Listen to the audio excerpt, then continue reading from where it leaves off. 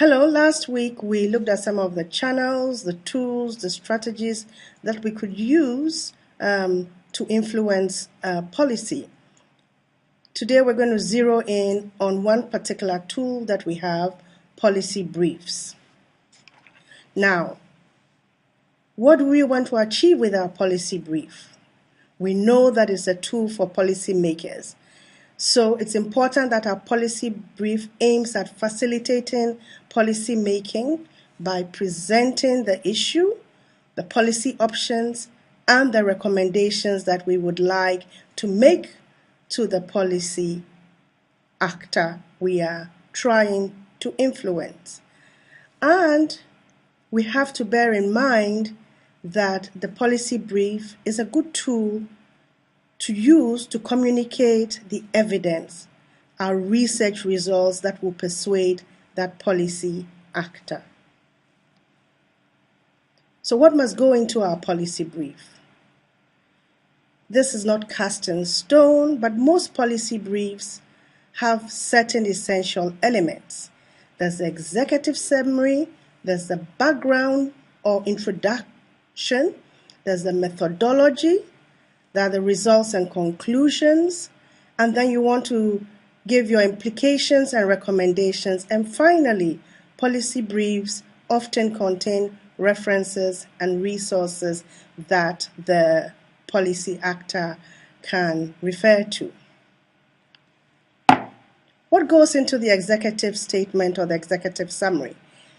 Keep in mind the executive statement and the executive summary is only 10% of the entire brief.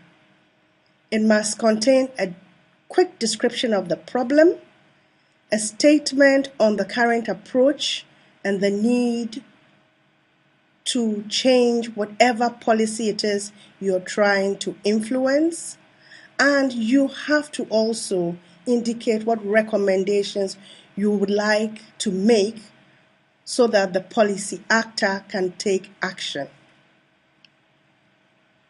The background and the introduction takes about 10 to 15% of the brief. And what does that contain? Well, it contains a statement of the problem that you're trying to address, the focus of your policy brief. What is it? Is it about protection services to improve domestic violence? Whatever. What background do you need to give to the policy actor in order for them to understand the issue? Is it a background on how protective services, for example, are being organized currently in the country? Give an overview, a very quick overview of the root causes of the problem, and provide a statement of the policy implications of the relevance. Why must this problem be addressed?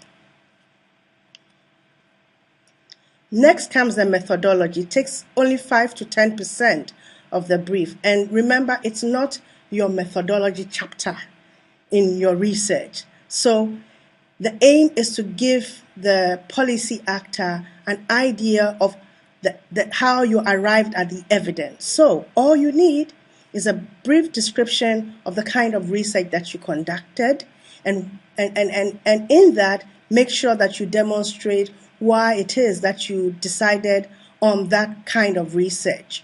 Was it interviews with people in a shelter, for example, if you were, again, my example of dealing with protective services for domestic violence?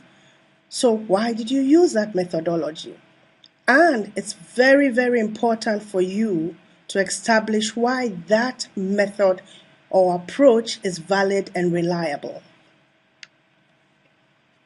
And the final part of your policy brief takes 30% of the entire policy brief. It's the meat of the policy brief. It's the results and your conclusions. And it's here that you have a critique of the policy options. So you need to provide the information on the alternatives as derived from your findings from your research.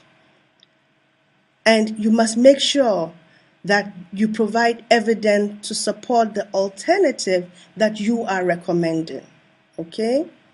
Evidence also on the diversity of sources that you consulted, and very importantly, a statement on the urgency of the problem and the need to take decisions. The implications or recommendations take another 30%. And in this section, you must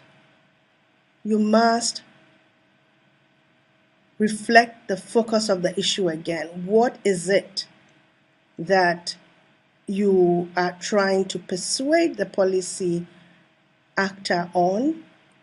It must reflect the interests of the policy actor, and this is where you provide the best and the most viable option. You don't want to leave the policy actor unsure of where to go. You really want to make sure that, having provided the evidence in your findings and your conclusions, you focus the policy actor in a particular direction because you believe is the best option for him or her to take.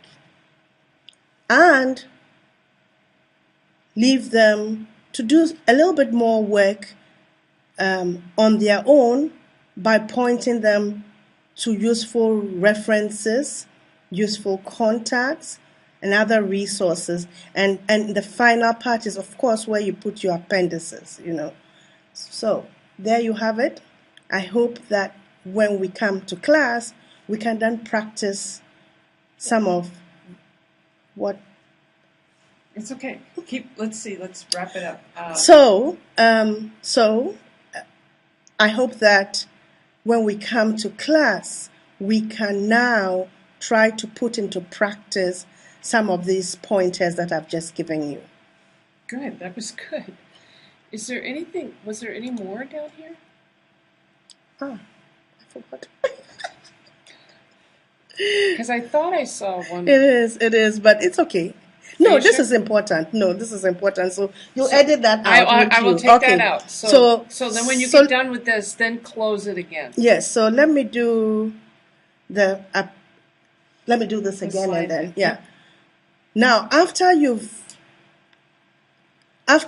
provided the implications and your recommendations, then you want to leave the policy actor with some useful references, resources that they could consult in order to gain a better understanding of the issue. That's only 10%.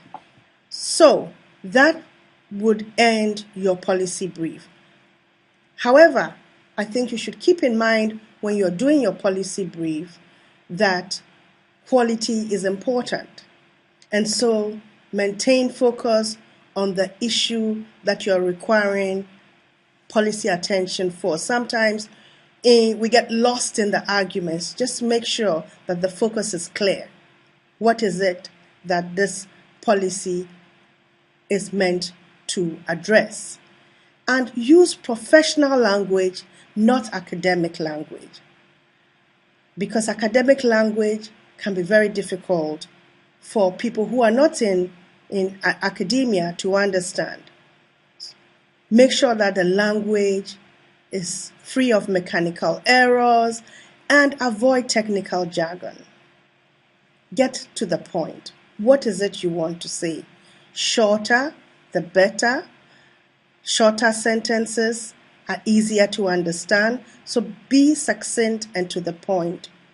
Make it easy for your reader to read you, to follow you in a logical sequence. And finally, ensure that recommendations that you are providing are practical and feasible. Your policy actor is not going to be persuaded if in the end you make recommendations that in the context of their work will not be possible for them to implement. So, here you have it. These are some pointers to writing policy briefs. Next week when we meet, we're going to try and put this into action by doing a practical exercise on policy briefs.